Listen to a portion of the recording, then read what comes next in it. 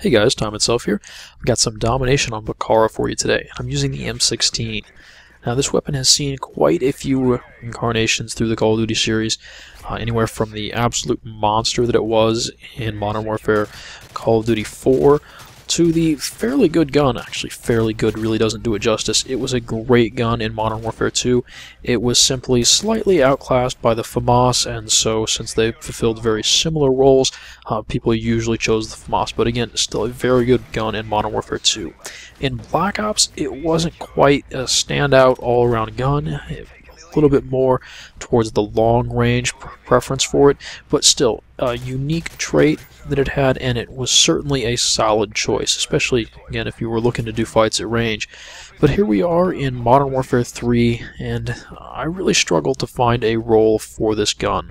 The slower fire rate really hampers it, and given the damage boost to all of the other guns compared to what they'd been in previous games, largely since there's no stopping power here, it really struggles to keep up, simply because the damage output just isn't there, and putting enough bullets on target with a slower fire rate, especially when it's just a 3-round burst, is very difficult. So I started trying to find ways to make myself effective with this gun. I expect there are at least some situations that it's preferable in, or at least not terrible in, and if I could put myself in those situations, I should do at least fairly well. So I originally expected, hey, it's probably a lot like the Black Ops M16, and fairly similar to the other Modern Warfare M16s, almost laser-like, and that it probably does really well at range. Now, the thing is that the fire rate is still just so slow, and you need 4 hits to kill, that getting 4 shots down range on target is quite the challenge. And so, yeah, I kept wounding people. They kept getting away. I realized that, hey, I'm getting shot. I need to run around a corner, or they'd turn and look at me and just kill me, and that would be the end of it. So the second perk here, I don't see any other way to run this gun, is going to be with Hardline Pro, just because of the number of assists you pick up with this thing. Maybe that's just me and my sloppy shooting, but for me, this gun means lots of assists. Now, that also means that I'm not going to be using Quick Draw, but this isn't a quick run-and-gun weapon where you just turn the corner, shoulder it, and drop the guy, because the time to kill, you can normally expect it's going to take 2 bursts. And so the Denkirksen spreadsheet says 0.4 of a second plus. So, yeah, why? That's not a quick killing gun. You need to keep the fights at some kind of range. And so I started using it more and more like I would an LMG, where I use Stalker, strafe around a lot. And it's kind of an odd playstyle to get used to if you're not used to it, because if you're using an SMG or something else, if you're not using Stalker, you walk around the corner and then shoulder the gun. Well, this playstyle, you shoulder the gun and then you walk around the corner, aim down where you think the guy is going to be, and just be ready to twitch on target.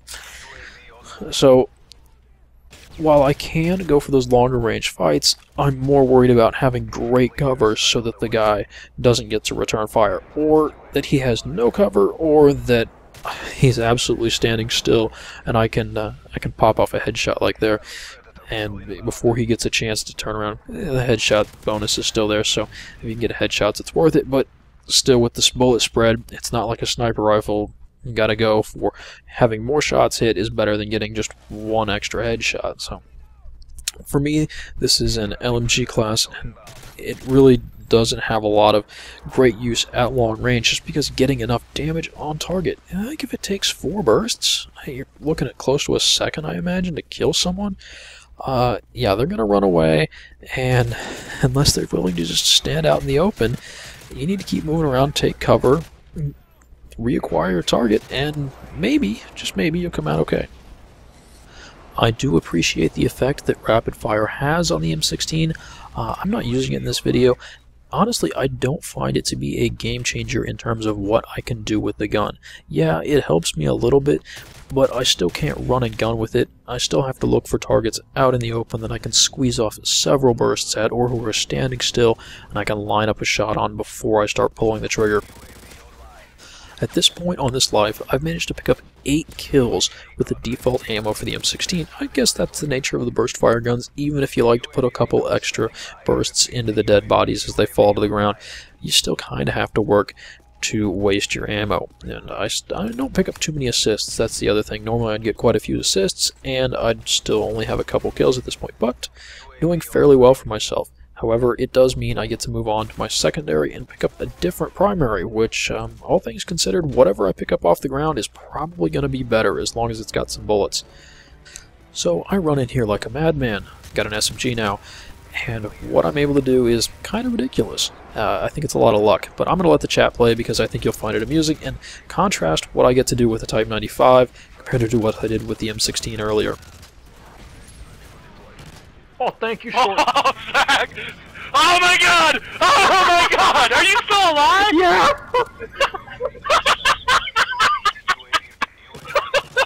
Triple! Oh, someone killed That's what one. I'm saying. I think it was a teammate, actually. I don't know, I wasn't there to see it, so... That was bad. I'll take your word if you say you Short. fucked me. Yeah, it was me. I don't understand how you're alive!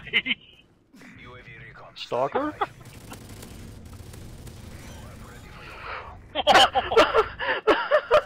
Okay, fine, why not? Oh my god. Do not kill me before this detonates, fucker! No! No! Oh, no!